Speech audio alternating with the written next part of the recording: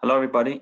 In this video, we'll give you a peek into our recent white paper on energy storage. A key theme here is decarbonization of the grid, which is paving the way for a growing energy storage market, including the need for longer duration storage systems. We'll provide an overview of Guidehouse's perspective on relevant drivers, markets, and technologies, which are further detailed in our white paper that was commissioned by Eos Energy Storage. To discuss these topics, we'll have myself, Shalom Goffrey, Sam Crawford, and Eo Debadi, all from the Guidehouse team. I'd like to start talking about market drivers and markets and technology. The confluence of grid reliability needs, increased economic opportunities, and associated technology solutions are expected to lead to rapid growth in the market for long duration storage.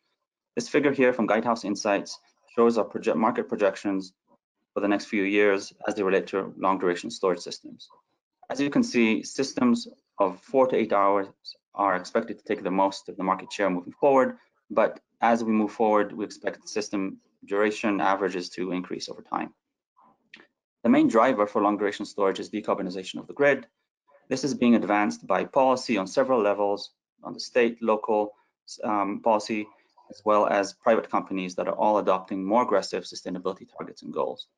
As policy and favorable economics lead to increased renewables on the grid, this is also coupled with retirements of traditional power plants. This drives the need for low carbon dispatchable capacity that moves beyond addressing daily fluctuations from the duck curve, for example, to more multi-day variability on the grid. Another driver for long duration storage is reliability.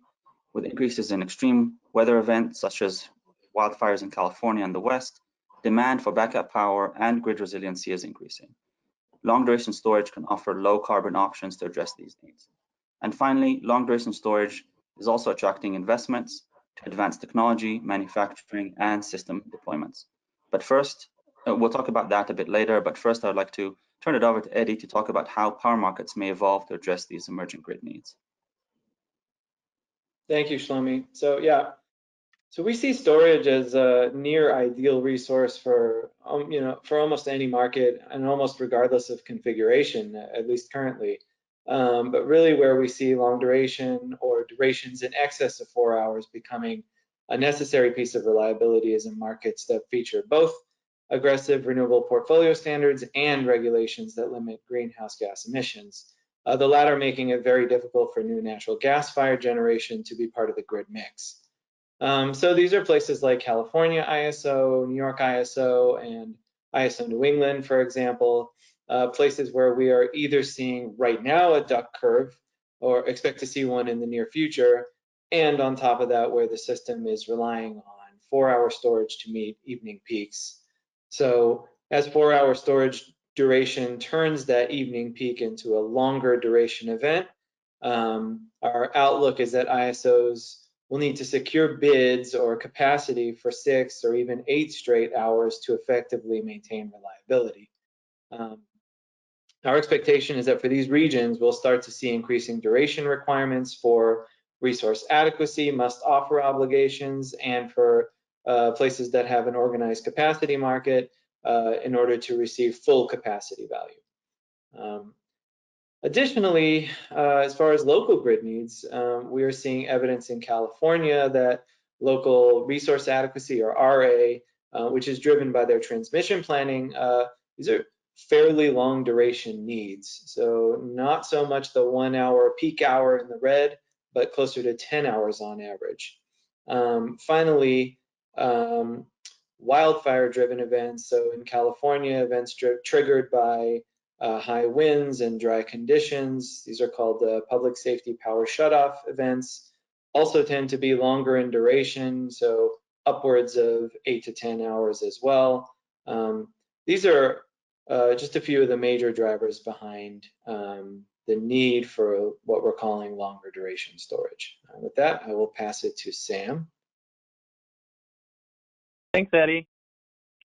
As Shlomi noted earlier, lithium-ion is facing more competition from alternative technologies, particularly, again, at 4 hours and beyond.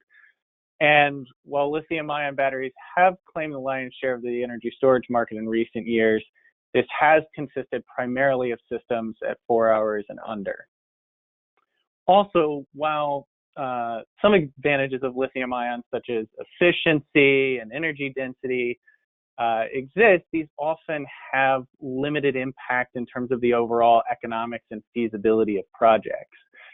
So the key advantage for lithium ion and why it's had this market share is cost, specifically the low marginal power cost, which helps it to be more competitive at shorter durations. So this is illustrated in the figure, and I'll walk through what this illustrates here. So for lithium ion, the marginal power cost is illustrated as the intercept in the figure.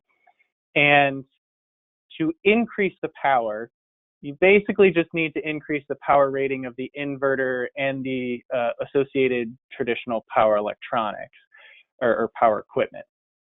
By comparison, taking flow batteries as an example, in order to increase the power, you don't just need that, you also need to increase the power rating of the power stack, which adds additional cost.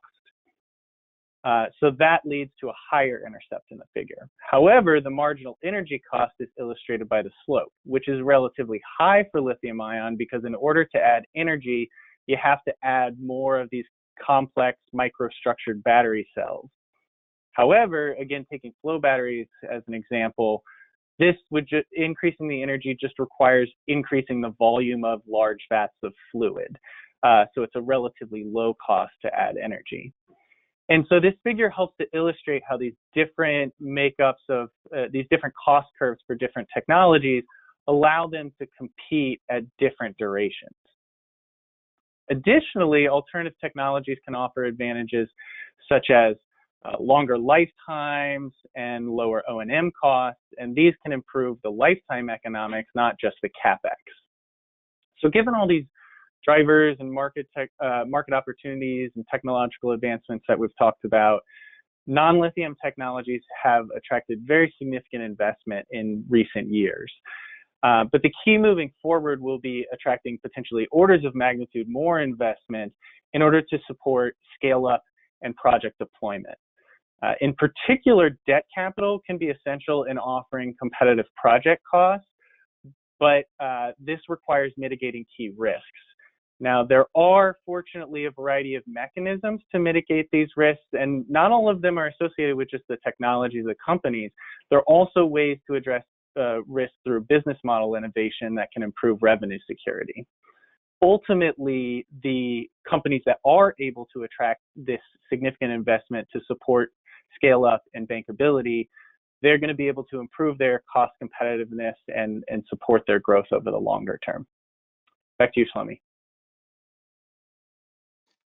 Yeah, thanks a lot, Sam and Eddie, for your thoughts. We encourage you to explore these concepts by reading our white paper, and also feel free to reach out to us to discuss these topics and how they may relate to your organization. Thank you very much for listening, and have a good day.